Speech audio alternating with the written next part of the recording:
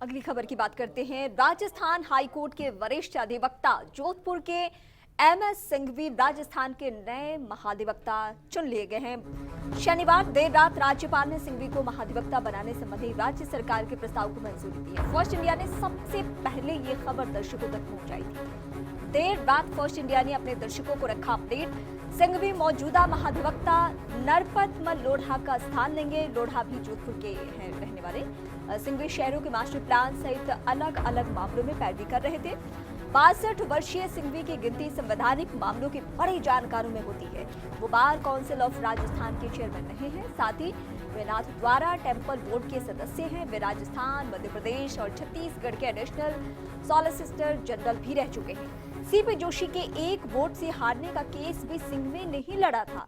सिंघवी के पिता मकतूरमल सिंघवी भी जाने माने वकील थे। वहीं उनके बड़े भाई justice GS Singhvi supreme court से रिटायर्ड हो चुके हैं। जुडिशरी में जोधपुर का दबदबा रहा है। राजस्थान के कई जस्टिस के अलावा सुप्रीम कोर्ट के चीफ जस्टिस तक रहे हैं यहां से। और इस बीच हम अपने सहयोगी निजाम का रुख करते हैं। न्यूज रूम से इस वक्त हमारे साथ जुड़े हैं निजाम। इस खबर को किस तरीके से लिया जाए और ये राज्य सरकार के लिए क्या बड़ी उपलब्धि, इनके पूरे प्रोफाइल को देखते हुए, इनके पूरे एक्सपीरियंस को देखते हुए? देखिए, बिल्कुल इस बार का जो अगर कहें सरकार के लिए काफ़ी मुश्किल भरा काम था हमारे राज्य के महाधिवक्ता का चयन करना, क्योंकि उसको सारी परिस्थितियां देखनी होती है। आप जब पिछले टर्म जब पूर्ववर्ती अशोक गहलोत सरकार का अगर ध्यान रखें तो इसमें कई मुश्किलें आई थी। जब सरकार को बड़े स्तर पर हाई कोर्ट से लेकर सुप्रीम कोर्ट में कहीं डिफीट खानी पड़ी और काफ़ी किरकिरी भी हुई थी। अगर हम ऐसे कुछ 5-6 ऐसे मामले थे जिसमें सरकार को लगातार हर साल 1 से 2 बड़े मामलों में बहुत ज़्यादा डिफीट आई। लेकिन इस बार चूंकि आप देखते हैं कि विपक्ष में 73 करीब जो हैं विधायक हैं, इसके साथ ही जो अब उनको भी पता है कि लगातार विपक्ष मजबूत रहेगा, तो दोनों ही पक्षों में अगर सदन के अंदर या सदन के बाहर भी है तो उनको बड़ी तैयारी करनी पड़ेगी। पहले के मामले के अब की बार ज़्यादा गहलोत के लिए भी मुश्किल, गहलोत सरकार के लिए भी, क्योंकि लीगली रूप से काफ़ी मुश्किलें आ सकती है, तो इसलिए वो पहले से प्रिपेयर करें। तो आप देखेंगे जब जीएस बाफना का नाम चल रहा था, एमएस सिंघवी का नाम और आरएन माथुर सहित आरपी सिंह और सुशील शर्मा सहित 6 लोगों के जब नाम चल रहे थे, ऐसे में एमएस सिंघवी का नाम निकल गया। अगर आसानी से महाधिवक्ता की नियुक्ति होती तो बहुत पहले ही हो जाती, लेकिन कैबिनेट का इंतजार किया गया। कैबिनेट ने बाकायदा सीएम के ऊपर छोड़ा, सभी ने सर्वसम्मति से ये जता दिया कि जो सीएम करें वही फाइनल होगा। और कल शाम को करीब 8 से 9 बजे के बीच में ये जब फाइल दौड़ी और विधि विभाग ने और राजभवन पहुंचाई फाइल, और करीब जो अच्छा निजाम, इस बीच आपने जिक्र किया कि सिर्फ सिंघवी साहब ही नहीं बल्कि और भी कई ऐसे नाम थे जो इस रेस में थे, लेकिन सबसे पहले इनका नाम फाइनल हुआ और इनके नाम पे मुहर लगी। इसके पीछे और क्या क्या वजह रही? देखिए, सबसे बड़ी मुख्य वजह अगर माने तो जो इनके पूरे परिवार, देखिए हम पहले बैकग्राउंड जाते हैं इसके, तो जो एमएस सिंघवी के फादर हैं मकतूरमल सिंघवी, वो सिर्फ राजस्थान के ही नहीं पूरे देश में उनका बड़ा नाम था। वो खुद एक जाने माने वकील थे। और इसके बाद जब देखते हैं इनके जो बड़े भाई हैं जीएस सिंघवी हैं, जीएस सिंघवी राजस्थान हाईकोर्ट के जज के साथ ही अलग अलग हाईकोर्ट में जज रहे और सुप्रीम कोर्ट में जज के रूप में वो रिटायर हुए। तो पूरा परिवार जो है एक अधिवक्ता पेशे के लिए या कहें कि न्यायपालिका में एक बड़ा सम्मान की नज़र से देखा जाता है। और एमएस सिंघवी खुद का भी एक अलग जो कह सकते हैं पोर्टफोलियो कहें, उनका अलग से एक गरिमा है उनका। एक जैसे देखें पिछले कुछ रिकॉर्ड देखें इनका, यूँ तो जो सीएम हैं अशोक गहलोत, उनके साथ 4 दशक से भी ज़्यादा समय से ये जुड़े हुए हैं। कहीं महत्वपूर्ण मामले जो हैं, जो चाहे गहलोत सरकार से जुड़े हो या गहलोत जो सीएम है अशोक गहलोत, उनसे जुड़े हुए लोगों के केस हो, इन सबको हैंडल करने में एमएस सिंघवी का नाम आता है। हम अगर बात करें इनकी करीबी की बात करें तो गहलोत के इतने करीबी रहे हैं, ये सिर्फ एक बात से कि इनका जो भी नामांकन आज तक दाखिल हुआ है, चाहे पहले चुनाव से लेकर जो वर्तमान में विधानसभा के चुनाव लड़े गए, उनका जितने भी नामांकन दाखिल किए गए हैं, अशोक गहलोत के नामांकन जो है वो एमएस सिंघवी दाखिल करते आए हैं और उनके साथ हर बार उनको देखा जाता है।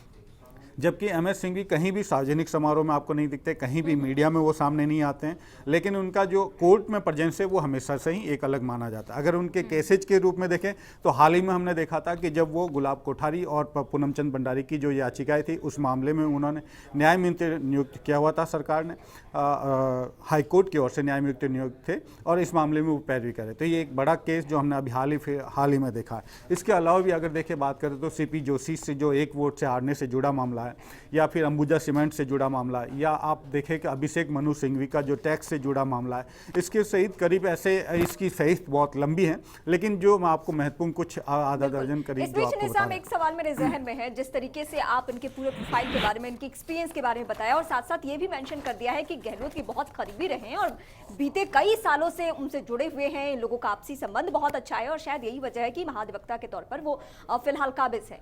लेकिन इस बीच राज्य सरकार के पास कौन कौन से ऐसे मुद्दे हैं जहां पे इनका एक्सपीरियंस काम आ सकता है? देखिए, बिल्कुल, मैं इससे पहले आपको बताना चाहूँगा, ये एडिशनल सॉलिसिटर जनरल रह चुके हैं केंद्र सरकार की ओर से, न केवल राजस्थान में, मध्य प्रदेश और छत्तीसगढ़ में वो पहले भी इसके रह चुके हैं, इसके जो एडिशनल सॉलिसिटर जनरल हैं वो रह चुके हैं। इसके बाद हम बात करें, बार काउंसिल ऑफ राजस्थान के चेयरमैन रह चुके हैं, नाथद्वारा मंदिर ट्रस्ट के ये सदस्य भी रहे हैं, और लीगल रूप से अगर बात करें एनएलयू से भी ये जुड़े हैं, नेशनल लॉ यूनिवर्सिटी जोधपुर है उससे लगातार जुड़े रहे हैं, तो लीगल में इनका काफ़ी लंबा अनुभव है। और इसके साथ ही अगर बात करें हम पिछले टेन्योर की जो कांग्रेस सरकार रही है, उसमें स्पेशल अपीयरेंस आप कहें तो बहुत से केसेज में जो है हाई कोर्ट रहे या सुप्रीम कोर्ट रहे, उसमें स्पेशल अपीयरेंस जो है महेंद्र सिंह सिंघवी की रही है और उन मामलों में सरकार को बड़ा लाभ मिला था। अब देखिए, आज जो इसमें महत्वपूर्ण बात यह है कि एम एस सिंघवी का है नियुक्ति की, क्यों आखिरकार इन पे फाइनल मुहर लगी, जबकि अब तक कहा जा रहा था कि जीएस बापना जो है वो गहलोत के खासे करीबी है। लेकिन जिस तरीके से अब बात करें, पिछले टेन्योर में कुछ ऐसे मामले भी रहे जब जीएस बापना के अगेंस्ट गए, चाहे वो जल महल का मामला हो, चाहे वो आरक्षण से जुड़े मामले में हो, चाहे जिसमें डिफीट खानी हो, या फिर आप अगर देखेंगे तो माथुर आयोग, एक बड़ा माथुर आयोग का जो गठन किया गया था उसको सुप्रीम कोर्ट तक से फिर खारिज होना पड़ा।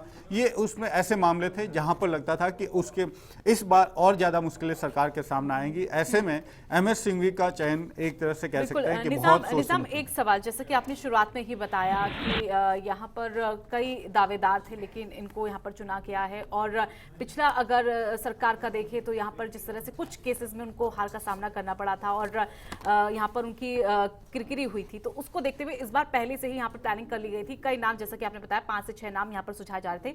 लेकिन अगर सिंघवी की बात करें तो क्या अशोक गहलोत से घनिष्ठ संबंध होने के चलते इनका नाम सुझाया गया, या उनका प्रोफाइल ऐसा था, या फिर जो उनके प्रतिद्वंदी और थे उनका कहीं ना कहीं प्रोफाइल इस पर कम पड़ गया? देखिए, एम एस सिंघवी के मामले में साफ तौर से कहें तो पहले नंबर पे अगर देखें आप तो इनका जो प्रोफाइल है, जो एडवोकेसी का प्रोफाइल है, वो काम मायने रखता है। और इसीलिए देखिए, हमको अगर हम देखें सीएम अशोक गहलोत के सामने बड़ी मुश्किल रही होगी।